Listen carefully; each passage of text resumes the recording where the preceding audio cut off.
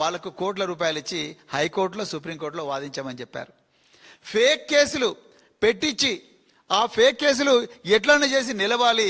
ఈ క్వాష్ ఏదైతే ఉందో ఆ క్వాష్కి వ్యతిరేకంగా పెద్ద పెద్ద అడ్వకేట్లను తీసుకొచ్చి కోట్ల రూపాయలు పెట్టి హైకోర్టులో సుప్రీంకోర్టులో బీఆర్ఎస్ నాయకుల మీద పెట్టిన అక్రమ కేసులు నిలవాలని చెప్పి వాళ్ళతోని మీరు వాదింపజేశారు, ప్రజాధనాన్ని యూజ్ చేసి.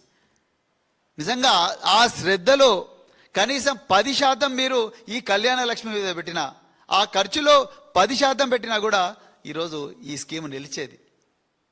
ఇది ఇక్కడితో ఆగదు. తెలంగాణ ప్రజలారా దయచేసి గమనించండి. కళ్యాణ లక్ష్మితో ఆగదు. రేపు ఇదే పిటిషన్ ఇంకో పిటిషన్ పడుతుంది. ఈయన చూసి ఇంకొక ఆయన వేస్తాడు, ఏమని? ఆసరా పెన్షన్లకు కూడా చట్టబద్ధత లేదని వేస్తాడు. ఈ గృహజ్యోతికి కూడా చట్టబద్ధత లేదని వేస్తారు. మహాలక్ష్మికి కూడా చట్టబద్ధత లేదని వేస్తారు. రైతు బంధుకు కూడా చట్టబద్ధత లేదని వేస్తారు. అన్నిట్ల మీద కూడా స్టే వస్తుంది. రేపు గౌరవ ముఖ్యమంత్రి అంటారు నేను ఇవ్వాలని ఉంది, కానీ గౌరవ హైకోర్టు స్టే ఇచ్చిందని ఇదే ముఖ్యమంత్రి మనందరి ముందర నమ్మబలికే ప్రమాదం ఉన్నది. ఈ ముఖ్యమంత్రితో ఇంకొక డేంజర్ ఉన్నది. ఈయన మొత్తం కూడా బిఆర్ అంబేద్కర్ సచివాలయంలో ఈయన ప్రెస్ మీట్లు పెట్టాడు. ఈయన 10 కోట్ల రూపాయల విలువైన పబ్లిక్ మీటింగులు పెడతా ఉన్నాడు. ఇప్పటి వరకు దాదాపుగా 20 పబ్లిక్ మీటింగులు పెట్టిండు. ఒక్కొక్క దానికి కనీసం అంటే 10 కోట్ల నుంచి 15 కోట్ల రూపాయల ఖర్చు చేస్తున్నారు. ఆయన ఒక్కటే లక్ష్యం, అటెన్షన్ డైవర్షన్. ప్రతి చోటు చివరికి క్షుద్ర పూజల మీద కూడా పర్కాల సభలో మాట్లాడే స్థాయికి దిగజారిందంటే చీఫ్ మినిస్టర్ మీరు ఒకసారి ఆలోచించండి. సో ఇవాళ నేను ఓపెన్గా చెప్తా ఉన్నా, పొన్నం ప్రభాకర్ గారు, మీకు అడిషనల్ అడ్వకేట్ జనరల్ దగ్గరికి అడిషనల్ అడ్వకేట్ జనరల్కి ఎవరు చెప్పారు గౌరవ హైకోర్టులో వాదించొద్దని? 4 సార్లు గౌరవ న్యాయమూర్తి గారు అవకాశం ఇచ్చినా కూడా ఎందుకు అడిషనల్ అడ్వకేట్ జనరల్ అదేవిధంగా అడ్వకేట్ జనరల్ పోలేదు అని ముఖ్యమంత్రి గారు చెప్పారా? మేమైతే బరాబర్ అంటున్నాం, ముఖ్యమంత్రి గారు ఈ స్కీములు బంద్ చేయండి, బంద్ చేసి ఇంకా రేపు పొద్దున ఇదే అడ్డం పెట్టుకొని ఇంకా అన్ని స్కీములు బంద్ చేయండి, వచ్చిన డబ్బులన్నీ కూడా తీసుకుపోయి తన అనుంగానుచరులైన మరి మెగా కృష్ణారెడ్డో లేకపోతే పొంగులేటి శ్రీనివాసరెడ్డో లేకపోతే సీఎం రమేషో వీళ్ళ కాంట్రాక్ట్లకన్నీ తరలించి అక్కడి నుంచి వెనుక నుంచి మొత్తం కూడా మరి డబ్బులు దోచుకోవాలనే పన్నాగంలో భాగంగానే ఈ విధంగా జరిగిందనేదే బలంగా తెలంగాణ ప్రజలందరూ కూడా విశ్వసిస్తున్నారు.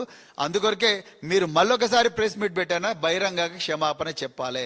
అదేవిధంగా ఇది పూర్తిగా న్యాయశాఖ వైఫల్యం. ఈ న్యాయశాఖ వైఫల్యమైనప్పుడు న్యాయశాఖ గౌరవ ముఖ్యమంత్రి దగ్గరే ఉంది. రేవంత్ రెడ్డి గారు మీరు బహిరంగంగా క్షమాపణ చెప్పాలి తెలంగాణ ప్రజలకు. ఈ కళ్యాణ లక్ష్మి స్కీమ్ మీద స్టే వచ్చింది మీ వైఫల్యం వల్లనే. ఎందుకంటే ఆర్టికల్ 162 చాలా క్లియర్గా చెప్తుంది ప్రభుత్వానికి అన్ని హక్కులు ఉన్నాయి. కానీ ఆ హక్కులు ఉన్నాయన్న విషయం కూడా మీకు తెలుసో నాకు తెలియదు కానీ మీకు తెలిసిందంత ఒకటే, బీఆర్ఎస్ పార్టీ మీద అక్రమ కేసులు పెట్టాలి, దాని మీద కోట్ల రూపాయలైన ఖర్చు పెట్టి ఈ పార్టీని బదనాం చేయాలని మీరు ప్రయత్నం చేస్తున్నారు. చివరికి మీ చేతగానితనాన్ని కూడా మళ్ళీ మాకే ఆపాదించే కుట్ర మీరు చేస్తూ ఉన్నారు. దీన్ని పూర్తిగా బీఆర్ఎస్ పార్టీ ఖండిస్తూ ఉన్నది. ఇక రెండవది చివరిది, మరి పొంగులేటి శ్రీనివాసరెడ్డి గారు నిన్న ఇంకొక మినిస్టర్ పెట్టారు. ఆయన ఇగో ఈ టాల్ నెంబర్ ఇచ్చారు.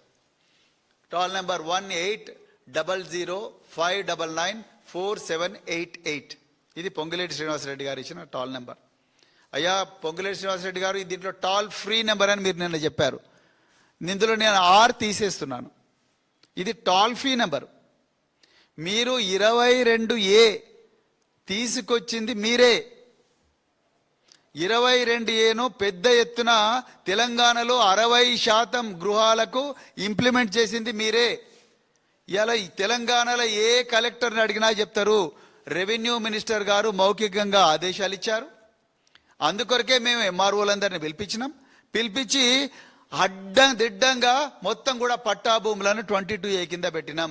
తెలంగాణలో ఇందిరమ్మ ఇళ్ళన్నీ కూడా 22A కిందకి మీరు తీసుకొచ్చినట్టే పేద ప్రజల నుంచి కూడా రాబందుల్లాగా వాళ్ళ జలగల్లాగా వాళ్ళ రక్తం పీల్చడం కోసమే ఈ 22Aలో మీ ఆదేశాల మేరకు మీ కలెక్టర్లు మీ రెవెన్యూ అధికారులు పెట్టిర్రు. ఇప్పుడు అంతా చేసి మీరేం చెప్తున్నారు?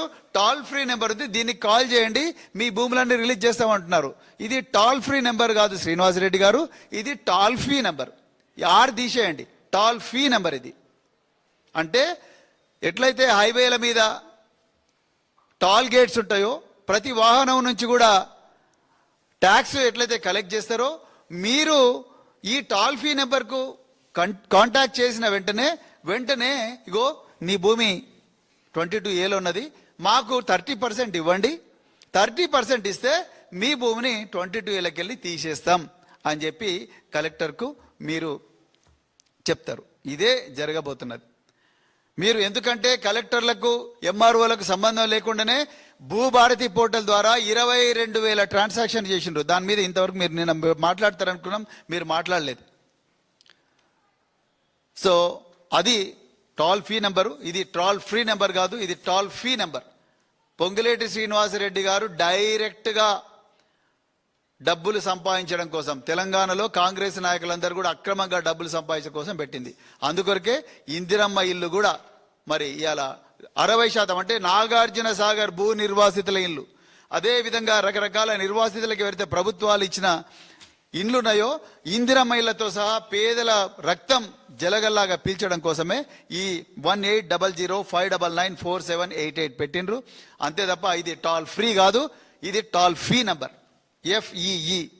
ఈ రుసుము బలవంతంగా ట్యాక్స్ 30% అక్రమంగా గుంజి కాంగ్రెస్ జోబులు నింపుకోవడం కోసమే ఈ టోల్ ఫ్రీ నెంబర్ పెట్టిండ్రు. 22A అంత పెద్ద కుంభకోణం, భూ కుంభకోణం ఈ భారతదేశ చరిత్రలో ఏది జరిగి ఉండదు. అది కాంగ్రెస్ పార్టీకే ఈ చెల్లుతుంది, కాంగ్రెస్ పార్టీకే వస్తాయి ఇట్లాంటి విద్యలన్నీ, ఇంకెవరికి రావని చెప్తూ మరొక్కసారి ఈ ముగ్గురు మంత్రులు కూడా బహిరంగంగా క్షమాపణ చెప్పాలి. ముఖ్యంగా పొన్నం ప్రభాకర్ గారు, అదేవిధంగా వాకిటి శ్రీహరి గారు, ఇంకా మిగతా సంక్షేమ శాఖ మంత్రులు, మీరు దయచేసి రేవంత్ రెడ్డి గారిని కాపాడే ప్రయత్నం చేయకండి. మీరు దోషులవుతారు. నేరం జరుగుతున్నప్పుడు చూస్తూ ఊరుకున్న ప్రతి వాడు కూడా నేరస్తుడే. అక్కడ ముఖ్యమంత్రి కావాలనే న్యాయశాఖను తన ఆధీనంలో పెట్టుకొని అడ్వకేట్ జనరల్ను, అడిషనల్ అడ్వకేట్ జనరల్ మాట్లాడనివ్వకుండా, కోర్టుకు పోనివ్వకుండా, సంక్షేమ పథకాల మీద కుట్ర చేస్తున్నప్పుడు మీరు అడ్డుకోవాల్సింది పోయి, మీరు తిరుగుబాటు చేయాల్సింది పోయి. కోమటిరెడ్డి రాజగోపాల్ రెడ్డి నాయ మీకన్నా ఆయన కనీసం ఓపెన్ గా మాట్లాడుతున్నాడు, ఆ అనిరుద్ధ్ రెడ్డి మాట్లాడుతున్నాడు, మీరెందుకు మాట్లాడతలేరాయా? మాట్లాడండి, లోపల ఏం జరుగుతుందో చెప్పండి. కాంగ్రెస్ పార్టీలో ఏ విధంగా డబ్బులు తినే వ్యవహారం నడుస్తుంది, 22A కింద కళ్యాణ లక్ష్మిని ఎట్లా ఆపుతున్నారు, షాదీ ముబారక్ ఎట్లా ఆపుతున్నారు, వాటన్నిటి మీద మీరు కూడా మాట్లాడితే ప్రజలు మిమ్మల్ని కీర్తిస్తారు. అంతే తప్ప మీరు రేవంత్ రెడ్డిని వెనకేసుకొస్తే మాత్రం ప్రజల ముందర ద్రోహులుగా మిగులుతారు అని చెప్తూ మరొకసారి ఈ అవకాశం ఇచ్చిన మీడియా మిత్రులందరికీ కూడా హృదయపూర్వక ధన్యవాదాలు చెప్తూ జై తెలంగాణ మాట్లాడతాం.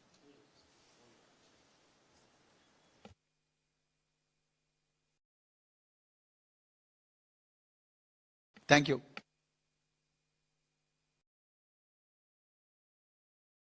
ఈరోజు తెలంగాణ భవన్లో ఏర్పాటు చేసిన ఈ ప్రత్యేకమైన మీడియా సమావేశాన్ని వీక్షిస్తున్న తెలంగాణ ప్రజలందరికీ కూడా మరొకసారి హృదయపూర్వక ధన్యవాదాలు.